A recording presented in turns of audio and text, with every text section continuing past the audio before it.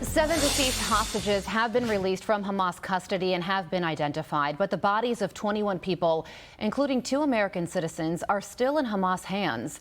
And President Trump is demanding the terror group release them and permanently disarm. The president writing on Truth Social, all 20 hostages are back and feeling as good as can be expected. A big burden has been lifted, but the job is not done. The dead have not been returned as promised. Phase 2 begins right now.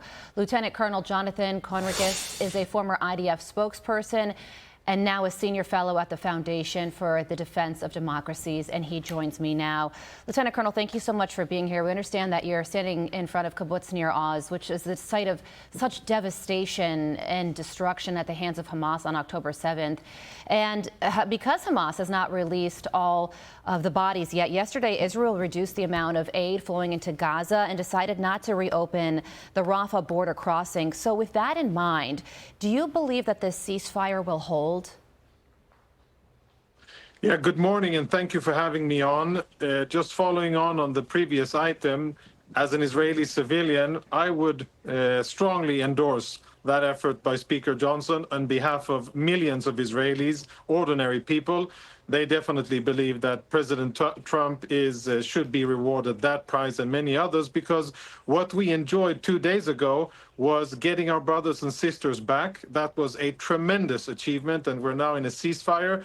That would not have happened without President Trump and his team. We understand that, we recognize it, and I hope that the truth and justice will be served and President Trump will be awarded that. Now to the situation on the ground, I think we are at the first test of how strong the metal is in terms of Israel and the U.S., and Hamas is testing the waters here. They're trying to not to release all the bodies of the hostages. Israel so far has responded very softly, and Israel threatened not to open Rafah, but actually the latest news are that Israel is going to open the Rafah gate. I think that's under American guidance and pressure, because I don't think that Israel wants to really disrupt the ceasefire quite yet. What Hamas is doing is playing for time. And I think that President Trump's tweet saying that, I'm not going to tolerate any games is exactly the type of leadership that is needed, because if Hamas, if they're given an inch, they will take the whole yard, and they will drag out this stage, and they will try to make an inevitable situation where they are de facto rulers on the ground. And that cannot be allowed to happen. If we want peace and if we want something positive here for the future, then Hamas needs to be disarmed, and control over the Gaza Strip needs to be taken out of the hands of Hamas, by the way, for the better interest of Palestinians as well. And on that front, the Times of Israel is reporting that since the ceasefire took effect, Hamas gunmen have actually tightened their grip over Gaza and have killed at least 33 Palestinians who are accused of collaborating with Israel. And some of these videos that have been released, these are public executions that we're talking about.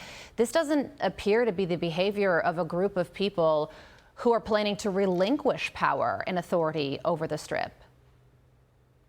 You are 100% correct. And what Hamas is doing is settling scores. It isn't against people that have cooperated with Israel. It's against various critics in Gaza. It's against people who are trying to rise up against Hamas's oppression. These are Palestinian Muslims. Yes, nothing Jewish here, and no Mossad agent are being executed, just ordinary Palestinians from rival factions and rival clans. And Hamas is doing what they do best. They are thugs, and they're executing people in town squares in broad daylight, in typical Hamas fashion. Now, I don't know if you've seen it on other news networks. I have not seen this reported in any significant way across most of mainstream media. And I wonder why. Isn't it news when 35 and more Palestinians are executed in cold blood?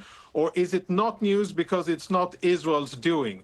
But the fact is that Hamas is not looking like an organization that is ready to disarm, as they have committed to President Trump, and they're not looking as if they're going to hand over peacefully the control over the Gaza Strip.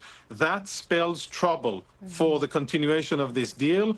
I hope that Qatar, Egypt, and Turkey, the main three sponsors of Hamas, will be told by whoever needs to tell them that the time for games and the time for this type of behavior is long gone.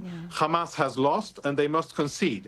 I hope that will happen for the interest of everybody. Well, in the short time we have remaining, a big question for you, because these Hamas terror tunnels are another major issue, and the eradication of them is part of the 20-point plan. Logistically, though, Lieutenant Colonel, how do you do that? It'll take a long time, lots of effort, lots of explosives, and lots of soldiers that do it. This is not something that is going to be done in a short time. Imagine if a contractor was given the assignment of demolishing the New York City metro or subway system. That's the scope of what we're talking about here. These are hundreds of miles of tunnels, and it's going to take time. I hope that it'll be done in the most peaceful and benign way without involving any other casualties. But I fear that it will include fighting. If Hamas is disarmed, it can be done in a peaceful way. If not, then it'll have to be done in a different way, which I hope that we can prevent. Lieutenant Colonel Jonathan Conricus, we appreciate your time this morning. Thank you so much for joining us. Thank you very much, and good morning. You're very welcome. I'm Steve Ducey. I'm Brian Kilmeade. And I'm Ainsley Earhart. And click here to subscribe to the Fox News YouTube page to catch our hottest interviews and most compelling analysis.